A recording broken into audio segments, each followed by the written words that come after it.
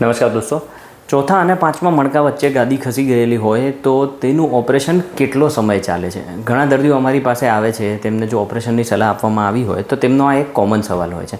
હવે ગાદીનું જે ઓપરેશન છે તેમાં એક જ ગાદીનું ઓપરેશન કરવાનું છે કે પછી વધારે ગાદીનું ઓપરેશન કરવાનું છે? બીજો સવાલ છે કે આ ઓપરેશન છે તે દૂરબીન દ્વારા થાય છે કે ઓપન એપ્રોચથી થવાનું છે, તેના પરથી પણ નક્કી થાય છે. અને ત્રીજું કે ઓપરેશનમાં ફક્ત ગાદીનો ટુકડો કાઢવાનો છે કે પછી અંદર સ્ક્રૂ પણ નાખવાના છે, તેના પર પણ ડિપેન્ડ કરે છે. જો ફક્ત એક ગાદીનું ઓપરેશન હોય જેમાં ફક્ત ગાદીનો ટુકડો જ કાઢવાનો હોય અને બીજું કોઈ જ વસ્તુ અંદર બીજી એડેડ ન હોય તો તે ઓપરેશન અડધાથી પોણા કલાકમાં ફિનિશ થઈ જાય છે.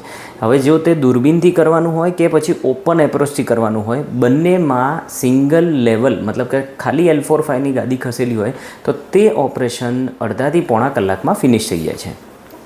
બીજી વસ્તુ કે આ ઓપરેશન જો એકથી વધારે ગાદીનું કરવાનું હોય, જો L3-4, L4-5, L5-S1 2-3 જગ્યાએ ગાદી ખસેલી હોય અને તેના કારણે તકલીફ હોય તો તેમાં ડ્યુરેશન વધી શકે છે અને તેની ડ્યુરેશન 1 થી 1.5 કલાક જેટલી હોઈ શકે છે. અને ત્રીજો સૌથી મહત્ત્વનો સવાલ છે કે ગાદીનું ઓપરેશન છે તેમાં ફક્ત ગાદીનો ટુકડો કાઢવાનો છે કે તેની સાથે સાથે સ્ક્રૂ પણ નાખવાના છે, તેના ઉપર ડિપેન્ડ કરે છે. હવે જો ફક્ત ગાદીનો ટુકડો કાઢવાનો હોય તો જેમ મેં કીધું તે રીતે અડધાથી પોણા કલાકમાં ઓપરેશન ફિનિશ થઈ શકે છે, પરંતુ તેની અંદર જો સ્ક્રૂ નાખવાના હોય, હવે આ જે સ્ક્રૂ નાખવાની પ્રક્રિયા છે તેમાં મિનિમમ અડધોથી પોણો કલાક એડ થઈ શકે છે, કારણ કે સ્ક્રૂ ઓપન એપ્રોચથી પણ નાખી શકાય છે અને MIS દ્વારા પણ નાખી શકાય છે.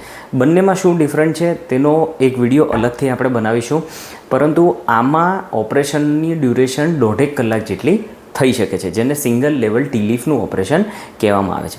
તો દોસ્તો, આ એક બહુ જ મેં તમને સમરાઇઝ્ડ વેમાં કીધેલું છે કે ગાદીનું જે ઓપરેશન હોય છે તેમાં કેટલો સમય લાગી શકે છે. ધન્યવાદ.